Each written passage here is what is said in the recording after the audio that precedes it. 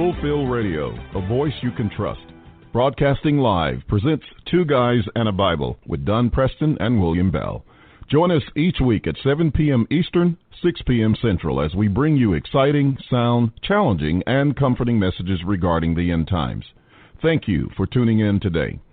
Don Preston is the founder of Preterist Research Institute, or PRI. Don is a prolific author, having written and published 19 books, a host of audio and DVD studies, and is a debater and defender of the full preterist view. His websites are BibleProphecy.com, Eschatology.org, and DonKPreston.com. William Bell is the founder of AllThingsFulfilled.com Ministries and has a website bearing the same name, and has authored 3 books, audios, and DVDs. He has published hundreds of articles and recordings.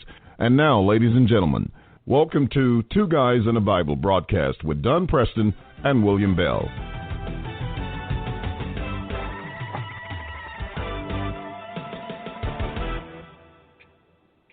Good evening, ladies and gentlemen. This is William Bell, the absent-minded professor, along with Don Preston.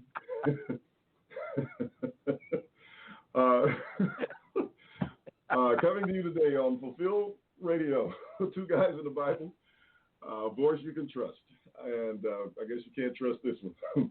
At any rate, we're delighted to be with you. I have been engaged in some studies on Facebook. We had a debate Sunday night with some Hebrew Israelites, and I was doing a review along with Elvin Israel, and just got caught up in the moment. I mean, I've been teaching all day. I don't know what time we started, but I didn't even look at the clock, and I was just getting wound up when I got the phone call from Don. Literally, I had no clue of how much time had passed. And but I know it's been several hours, and people are still there listening. They were listening when he called me, and But anyway, we're having a good time. So, but we're delighted to be here with you. I apologize to you for being late, Don, and to the audience. And thankfully, we got it. Got a chance to get in. So, how are you doing? What's going on? You don't have to tell me. I know you're busy as a bee, trying to get everything done and for the upcoming weekend. But go ahead and give us an update and let us know what's happening. Well, I had suspected when I tried to log on and no one was there, I had strongly suspected that you were involved in some discussions and studies, and it didn't surprise me at all. I mean, look, folks, I've got to tell you something. I don't know of anybody right now that is busier, that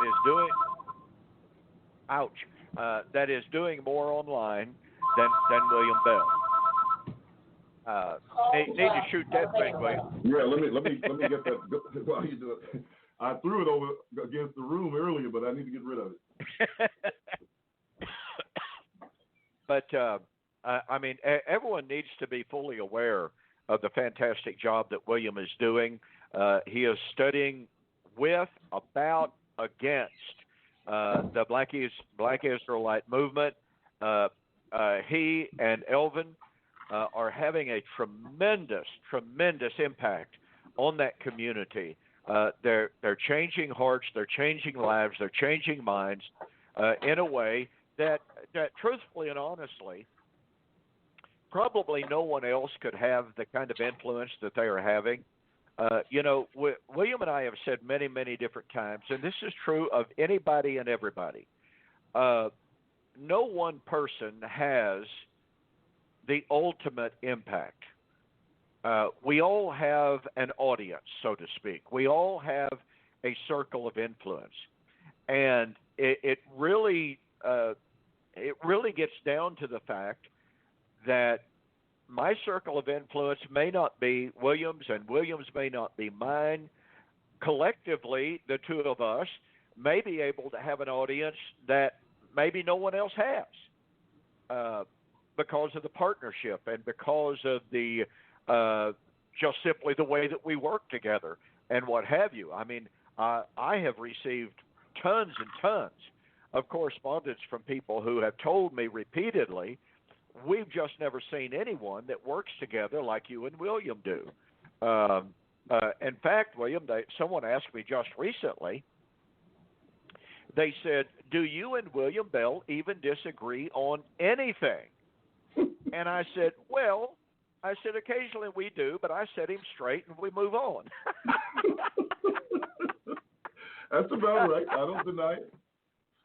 No. You've set me straight plenty of times. But the point of fact is, and here's the thing, folks, William and I do correspond very regularly, asking each other questions and making suggestions. I sent William an idea in his preparation for his debate on baptism that will be next year, just an idea, and he sent back and said he thought it was a great idea.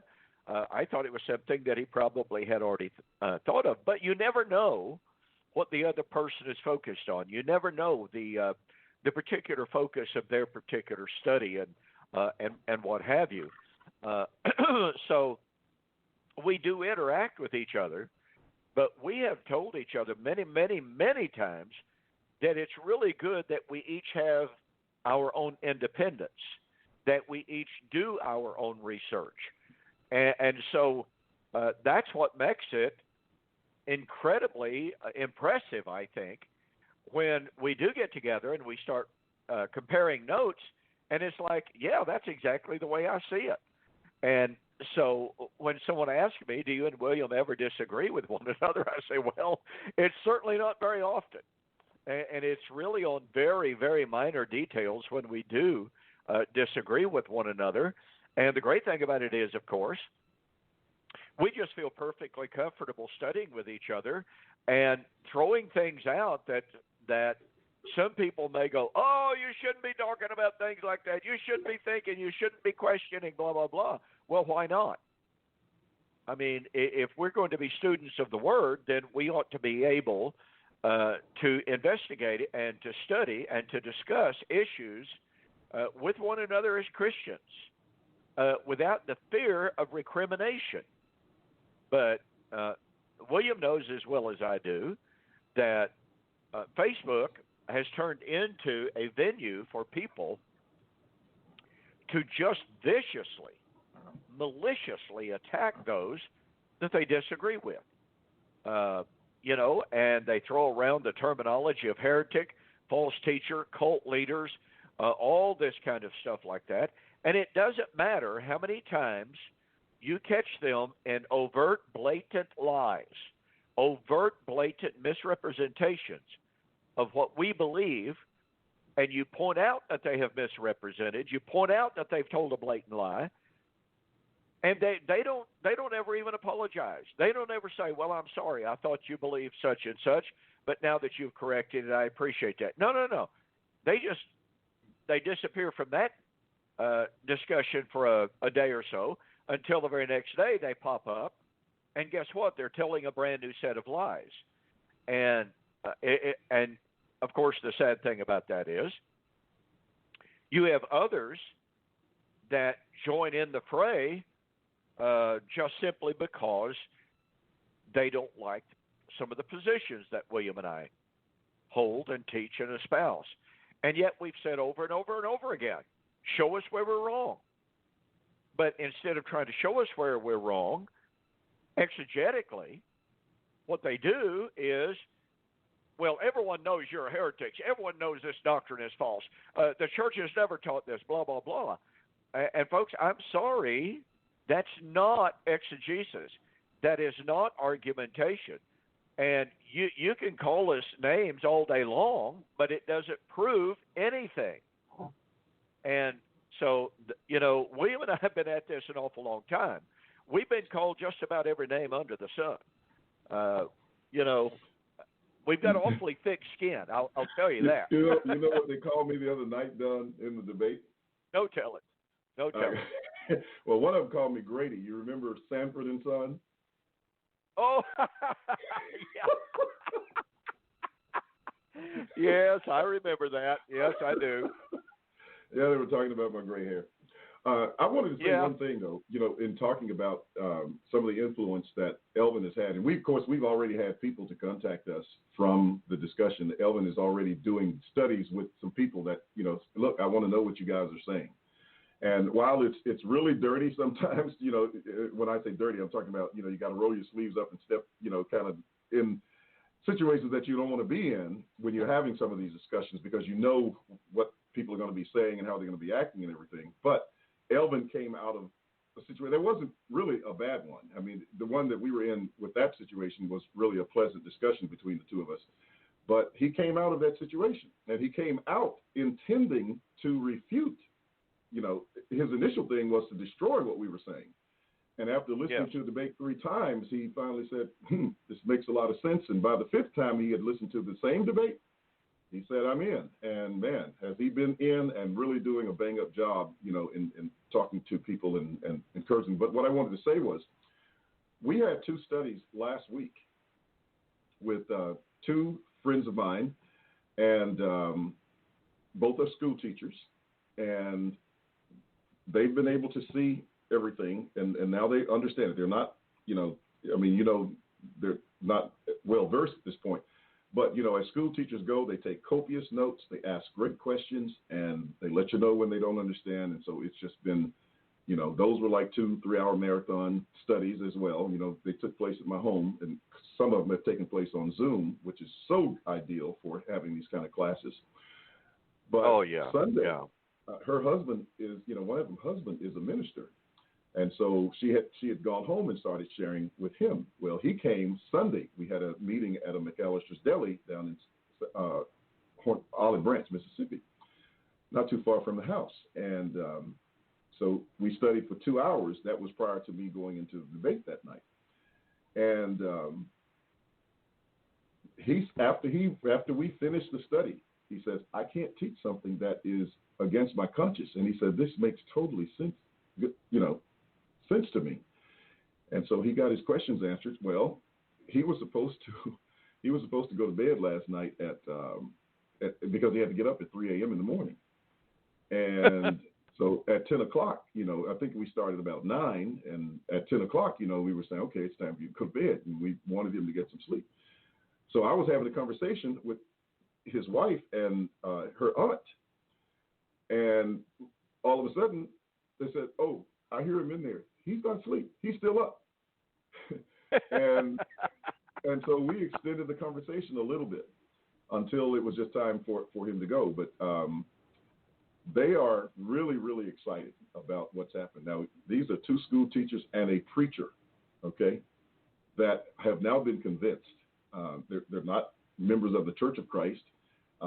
They're in a very strong, large congregation, and they know a lot of people. They got a big family, and they're not the kind of people that sit on the knowledge they receive. So I've been really, really grateful for those studies and for what is taking place. I just wanted to share that because it's you know, it's a good situation. And his mother and father, by the way, are both preachers. You know, which tells you a little bit about them. But she has a PhD. He's not afraid to tell his dad. But that says a lot right there. Yeah.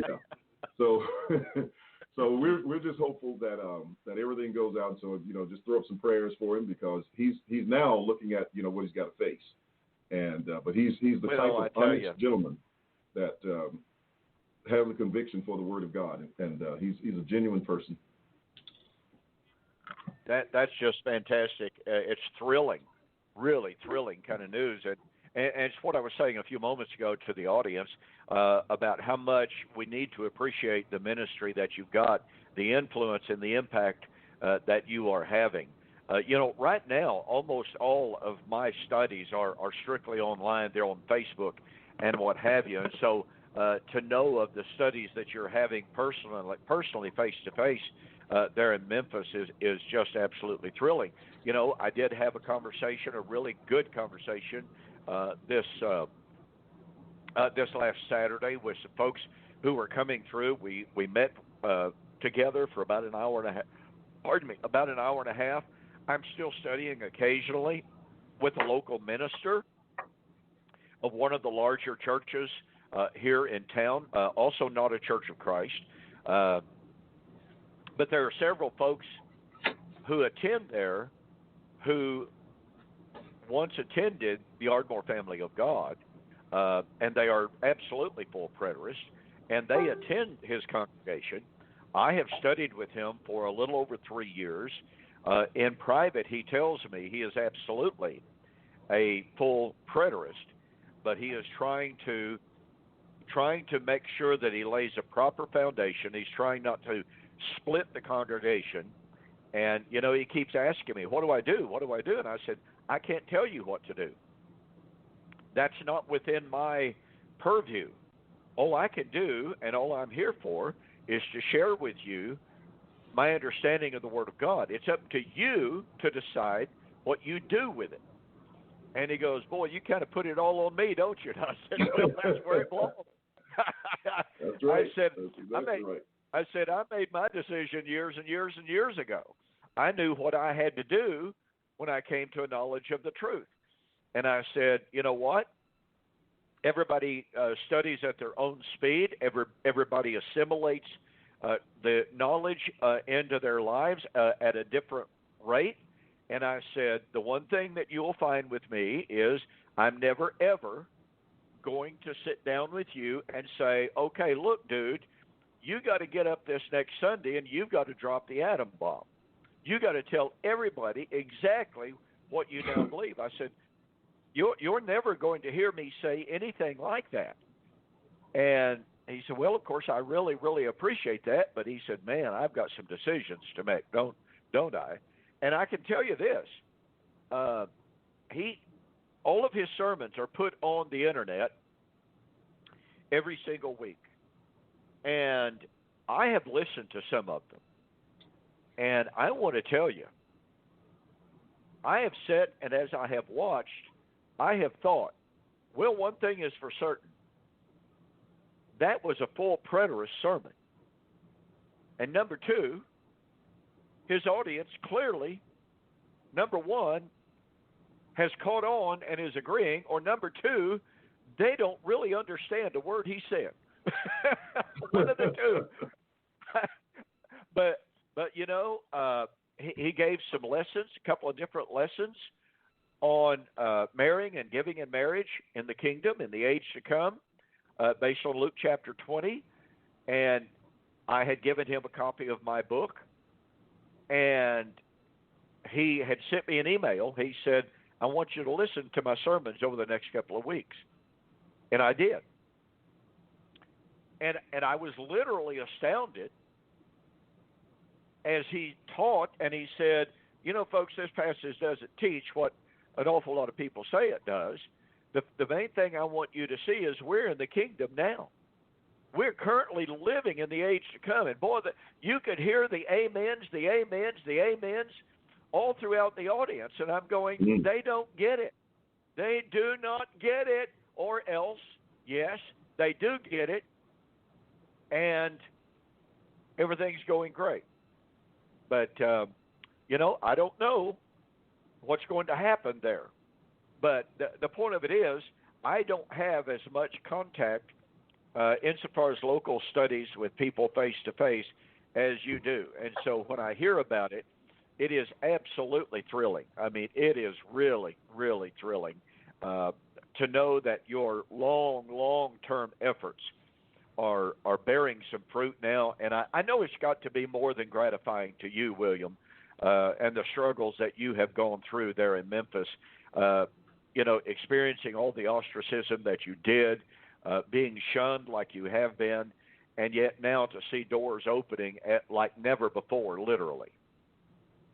Yeah, it's really great, and I'm enjoying it.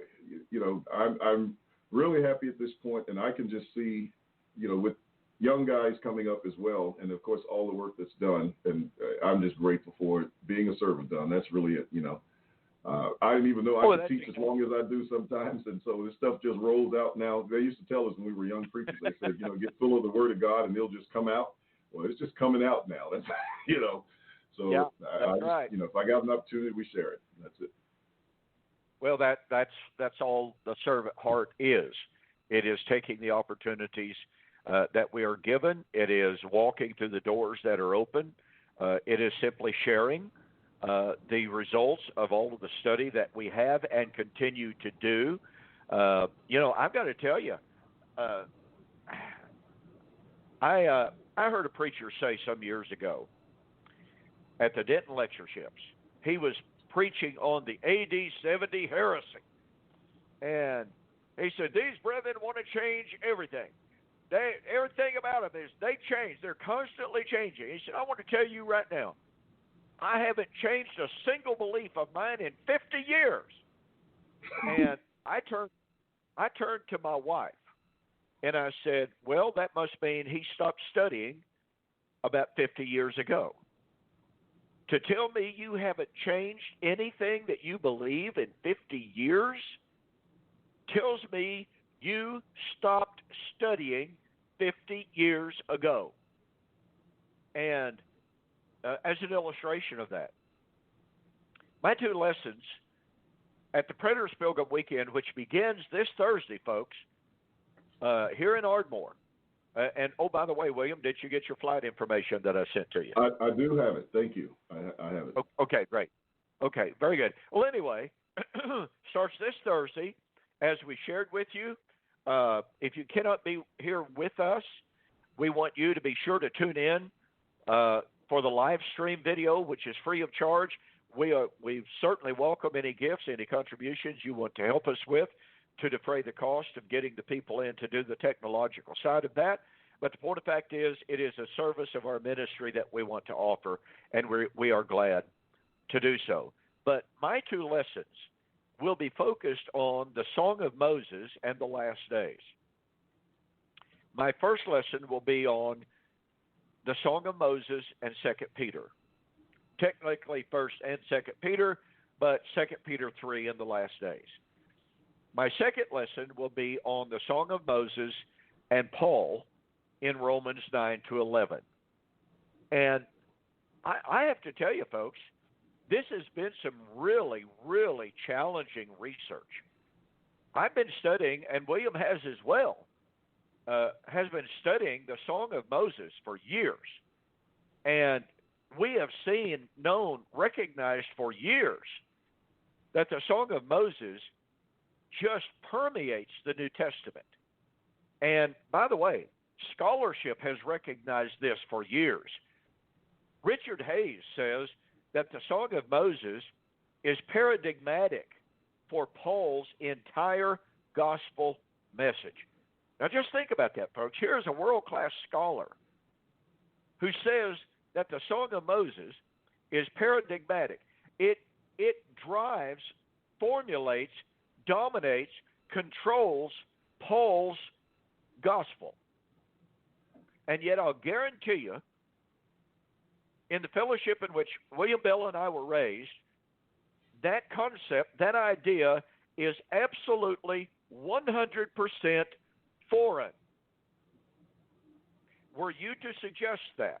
You know, if I were to be invited right now to preach at any of the traditional churches of Christ, or I would say this, at any of the local Methodist churches, any of the local Presbyterian churches, any of the Assembly of God churches, were I to be invited to preach, and I were to stand up and say, ladies and gentlemen, I want to share with you the Song of Moses, which is the dominant theme, the controlling paradigm of the gospel of Paul and of Jesus as well. I'll guarantee you that 99% of the people sitting there would be going, what?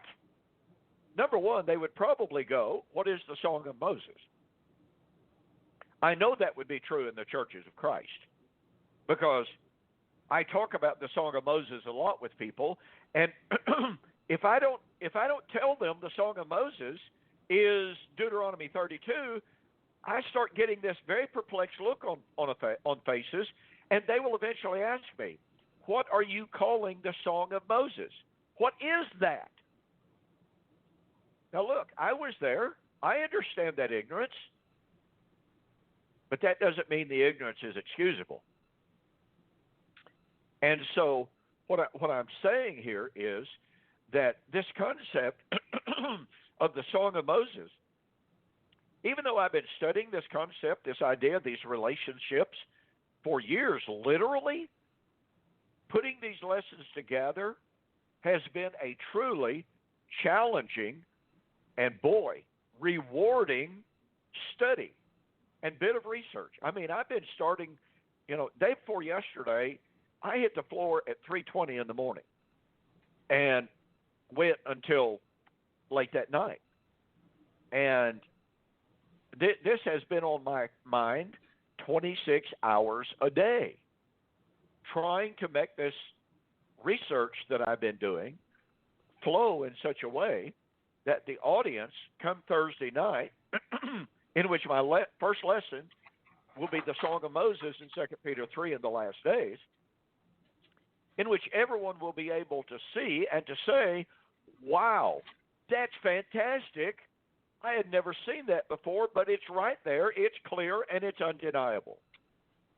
And so this whole concept of ever studying, never, back to what William said a moment ago, just filling up our hearts, filling up our minds on a continual, ongoing, unending basis with the Word of God, so that when we have opportunity to share, it just naturally overflows. It just comes out. And we are able to see increasingly the connections between the Tanakh and the New Testament. And this is such an exciting, such a rewarding time in my life personally, and I know it is for William as well, to see so many people coming to recognize the interrelationship between the Old Covenant and the New, and how we simply cannot ignore those relationships, and we must correlate and assimilate the entire message, not just part of it, but the entire message, in light of the fact that the New Testament writers tell us repeatedly that their gospel, their doctrine, their eschatology was nothing different from what the Old Testament prophets said would happen. Now, I can guarantee you that's foreign to an awful lot of people. It is absolutely, utterly foreign. And it's even shocking to a lot of people in some fellowships. But it is absolutely undeniable. And I'll tell a quick anecdote here. Some years ago, I had a group of preachers contact me and say, we would like to fly into Ardmore, Oklahoma, and we'd like to study with you. Okay, that's fine. There were 5 of them that flew in. We sat down around a table, and I said, fellas, I asked them first of all, I said, what do you want to study? I had a pretty good idea of what it was going to be. And they said, well, we understand an awful lot of what you have to say, but really the key issue is the resurrection, so we'd like to talk about 1 Corinthians 15, which is precisely what I had expected them to say. I said, okay, that's great. I said, tell you what, let's lay some groundwork here. I said, first of all, let's understand that no matter what we may think about 1 Corinthians chapter 15, it is taken directly from and is nothing other than what was found in God's Old Covenant promises made to Old Covenant Israel. I quoted Acts 24, 14 and 15, Acts 26, 6 and following, Acts 26, 21 and following. And I said, fellas, here's the bottom line. I want to ask you a question. Are your eschatological hopes, is your hope of the resurrection found in 1 Corinthians 15 based upon, taken from God's Old Covenant promises found in the Old Testament? God's Old Covenant promises made Old Covenant Israel. And they sat there and they looked at each other out of the corner of their eyes, and they said, well, our traditional answer would have been absolutely not, because God was through with Israel at the cross. I said, well, that's what I was raised believing. We studied for about 5.5 hours. And after the study was over, one of those brethren contacted me, and he said, I've just got to share something with you. He said, the minute you started out like you did, establishing that the resurrection of 1 Corinthians 15 was about God's promises found in the Old Testament, he said, I knew right then and right there that my eschatology was wrong. I did not know what your explanation was going to be and all of the details, but I knew right then, right there, when you established the truth of that statement, I knew that my eschatology was wrong. And that whole group of 5 ministers, and then another one was added, who is an elder in another church in Alabama. All of those men are now full preterists. And so this just goes to what we're talking about here of the ongoing study and the willingness to study. And William, what you're seeing there, what I see, even on the internet, private correspondence and what have you, there are unprecedented doors being opened like never before. I got a call this morning from our mutual friend Holger Neubauer. And he was telling me that at the conference that will be in Michigan in about a month or less than a month, they have several ministers who are going to be there, 2 or 3 of whom are already convinced. They just simply haven't gone public yet with their convictions, but they have told him and told a few of the others they are absolutely convicted and convinced of the truth of covenant eschatology. There's a group of 4, perhaps 5 ministers who want to stay over until Monday. A couple of them have said they want to meet and to study with me personally. I mean, this is just super, super exciting stuff, that there are a growing number of ministers crossing all denominational boundaries and borders who are coming to understand this doctrine and to accept it. And like the gentleman that you were studying there with, William, who are understanding that there's a price to be paid. The question only remains, will they go ahead and will they pay the price? We'll see. But my goodness gracious, how exciting it is.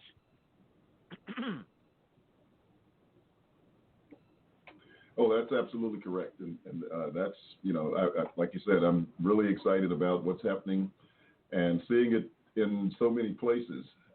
That is just, continuing, it's growing.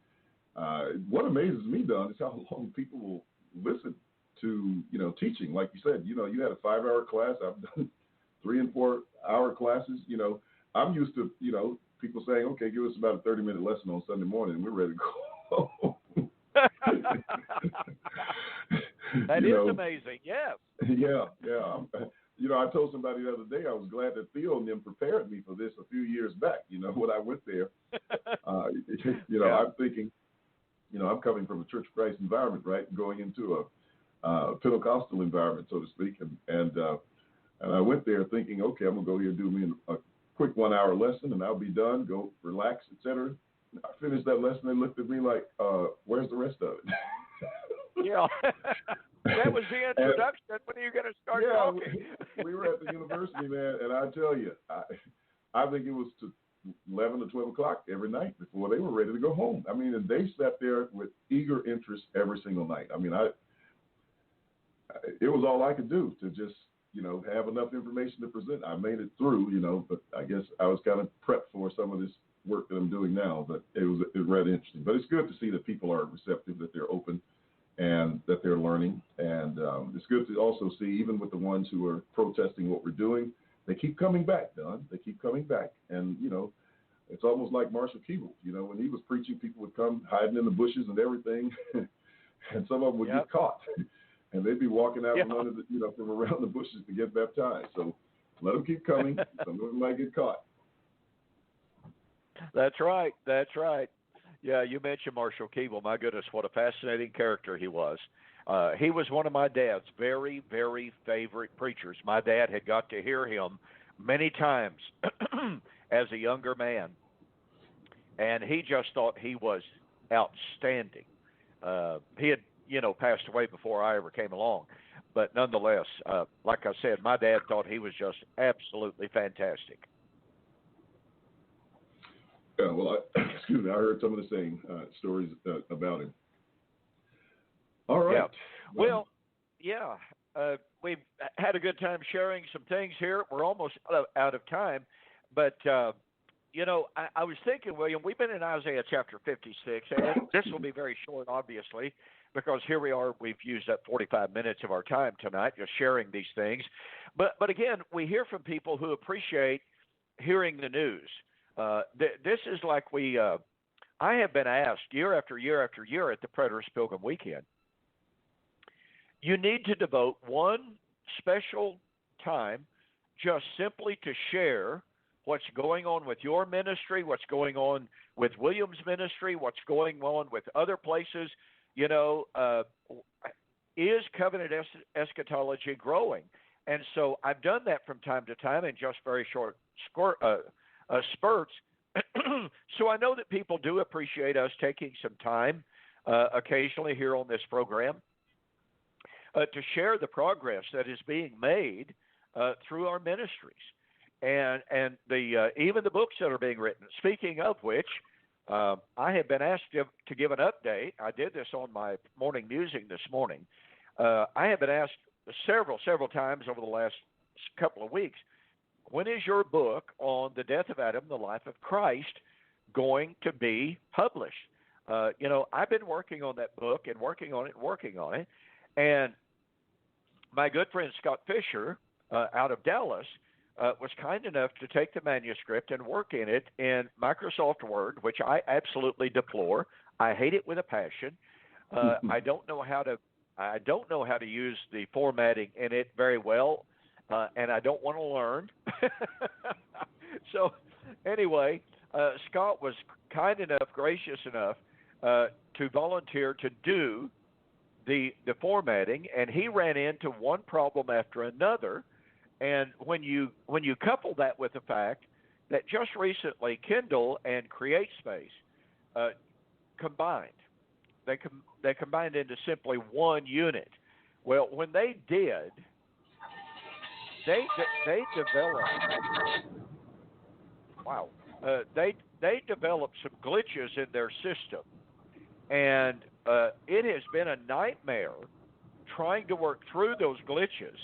I just finished publishing a book, the second book, by Dan Derry out of Canada. Excellent book that will be introduced at our conference starting this Thursday, by the way. It is entitled The Case for the Second Coming. Like I said, introduced this Thursday. But anyway, the process that we went through getting his book ready, I have never, ever, ever encountered so many problems with formatting. And we had to contact CreateSpace or Kindle and get them to help us work things out. We went through 6 or 7 different proof copies before we ever got everything worked out. Well, I'm happy to say, for those who have asked, I approved my proof copy of the book, The Death of Adam, the Life of Christ. I approved that today. Now, we will see if they approve my approval and tell me that it's ready to be published. I don't know. We will wait and see. We went through that, like I said, 6 or 7 times with Dan Derry's book before they ever said, okay, it's ready to be published. So I'm eager to know. I'm ready to publish this book. Once it's published, and this answers another question that I've been asked by a lot of people. When are you going to publish your book on the Sabbath?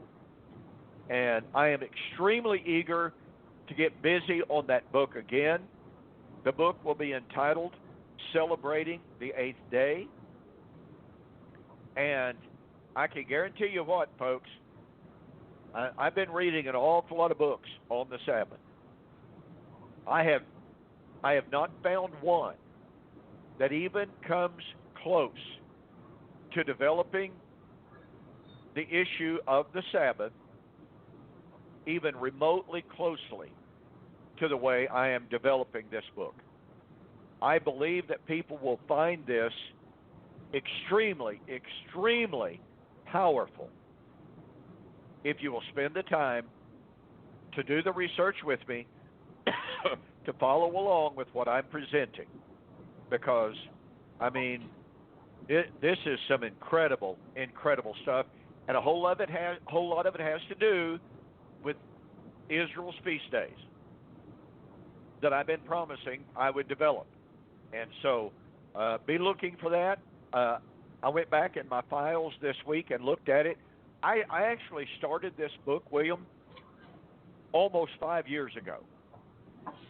And it's still not done, but of course, I've published 3 or 4 books in the interim. So I haven't been working on it full time, but I have been researching and adding to my notes and what have you, on and off.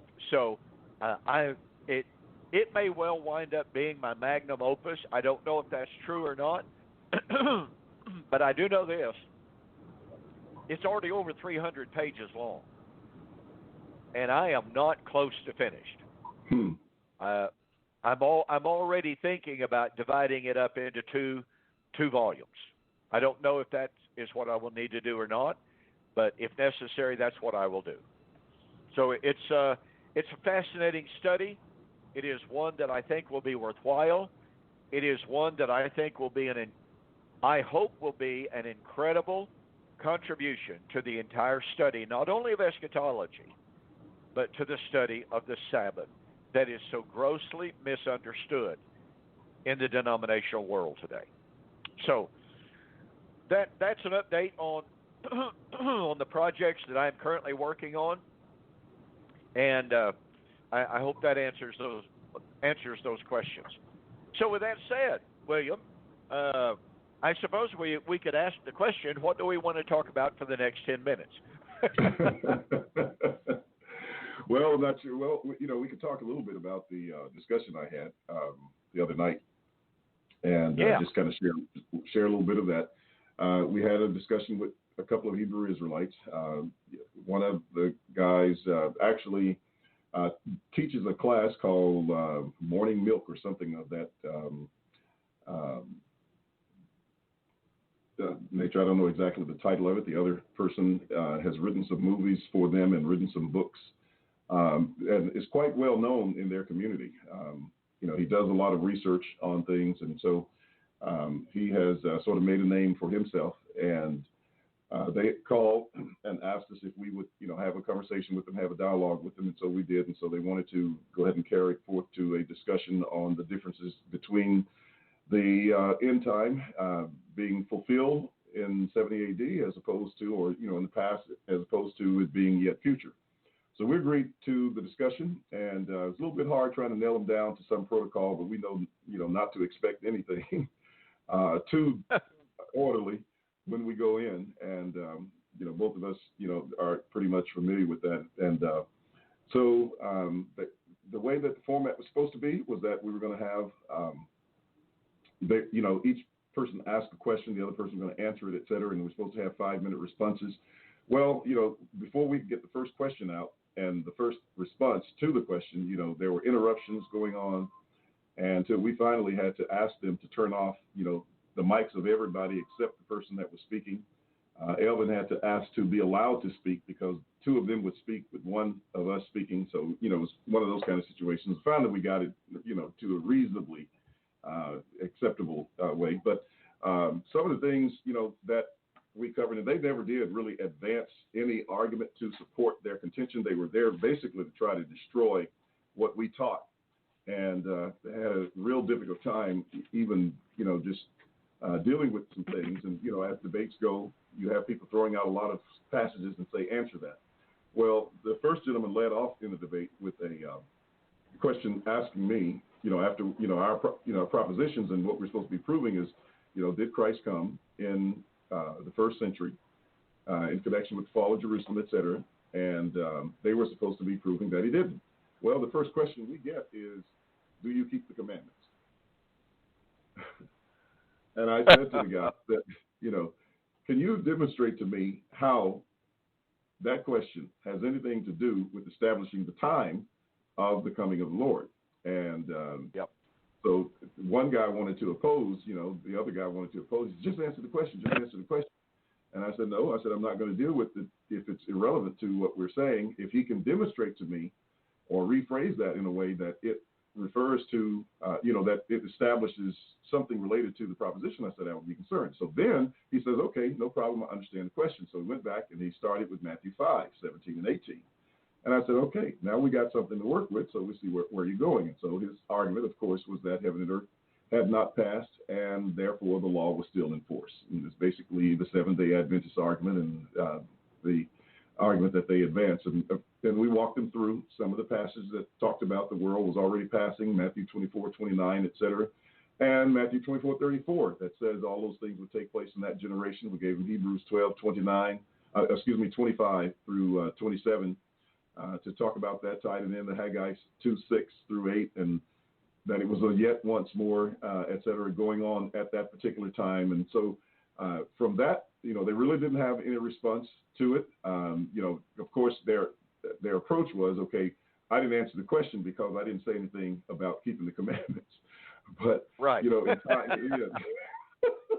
And that's the kind of way that, most of their rebuttals went in terms of anything that we would say. And so they had, they wanted to know if Christ has come, where is he? And, and I pointed out once again, there's again another question that has nothing to do with the relevance to the proposition, et cetera. But because that question was related to the hope, and the hope dealt with the nature, I did respond by giving them Colossians 1:27 and told them that the hope was Christ in you. And then because of their, physical views, I asked them, okay, then tell us, if you believe that Christ is physically going to be in you as your hope, and also addressing some of the things that they, had to say or that they believed about the land. So we took, opportunities to address things from that point of view. One interesting point that came up, and this is one that, the guy thought was very, very strong. So he, in trying to deal with the generation argument on Matthew 24, he said, well, the Greek and the Hebrew is different, but this was actually written in Aramaic. And so he goes to the Aramaic resource to make a linguistic argument, and almost one of the first things that comes out of his mouth is that it was a period or an age, which I already knew because somebody already brought that issue up before about the Aramaic. And so when I responded, I told him, I said, well, the Aramaic says basically what the Hebrew says or what the Greek says, and that is that it was a period of time. It was that age or that specific generation to whom he was talking to, and I tied it back into Matthew 24:3, et cetera, and responded to it. He tried to pull Irenaeus, and we cited that, and I actually had several ante-Nicene references available. They were, of course, I just pulled them down on the shelf. One of the interesting points that he made was that the gospel didn't go to the Ethiopians until, and this is his argument, of course, on the end of the world. So he said, this is, this will just destroy them because the Bible said the gospel had to go to the end of the world. And remember, I said he's the guy that does all the research. I mean, he came in with all these facts. He had broken down the population of the world to 1.2 million people here, et cetera, et cetera. He says, do you know the 12 apostles will have to go to all these people? They had no planes, they had no boats, they had no cars, et cetera. And you're going to say they went to all the world to teach all of these people. And the Bible says when the gospel was preached to all the world, then the end would come. So I responded. I said, I got just one question. I said, and I want you to read these particular passages when you answer the question. So I threw out Romans 10:18, Colossians 1:5 and 6, and Colossians 1:23. Well, when he started to respond, he said, man, he says, these people don't know logic. They don't, and he says, we don't need to read the Bible. He said, this stuff is not making any sense. And he wouldn't even read the passages. And so finally, Elvin spoke up. He says, I'll read them. And so he started reading the passages, and he read them, and they interrupted him again. And then the other guy, his partner, started reading the passages. And he started reading Romans 10:18, and then I responded again and gave him Romans 16:26, and explained a couple more things after they had read them. And then once that was done, I said, now here's where he gave up the whole debate, which he's been doing all night, by the way. And I said, he just told us that if the gospel had been preached to all the world, then the end would come. And I said, ladies and gentlemen, here are all these verses telling you it had come to all the world, to all the creation, to all the cosmos, all of the land, et cetera, and then the end would come. I said, that's the end of Matthew 24:3, verse 14, and it is the end that came within that generation. And we have this word to confirm that. And I tell you, the look on his face at that point, it was priceless. And that, was basically how we closed out the debate. But it was like that pretty much all night. And, they took issue with us, made the usual ad hominem and personal attacks on us. They did everything they could to discredit me and, called me all kind of names. But there you go. So that's pretty much a quick wrap up of what I've been doing all day is recapping that debate. But I've been doing a lot of teaching in between as well. So that's it for me. Oh, that's fantastic. That is absolutely fantastic. And that brings us to the end of our program tonight. Folks, thanks for joining us. I hope you've enjoyed the little bit of news with what's going on in our respective ministries and what have you. Do not forget, try to be with us for Preterist Pilgrim Weekend this coming Thursday, July the 11th, 2019. If you cannot be here, be sure to join us live stream. I'll be putting up a schedule of the speakers, their topics. William will have to give me his sermon topics between now and Thursday, but we'll be putting up the links. We will be putting up links for you to watch live stream, so you don't want to miss it, okay? I hope we set another record of people tuning in to watch Preterist Pilgrim Weekend. Last year, we set a record. I believe that it was a record for the largest audience, so to speak, that has ever viewed a Preterist function. So we want to break that record again this year. In the meantime, thanks again for joining us for Two Guys and a Bible right here on Fulfilled Radio, a voice you can trust. And with that, I will say good night and God bless. Thank you for joining the Two Guys and a Bible radio broadcast. On behalf of Dunn Preston and myself, we'd like to say have a very pleasant day and may God bless. Until next time, we'll see you on Fulfill Radio, a voice you can trust.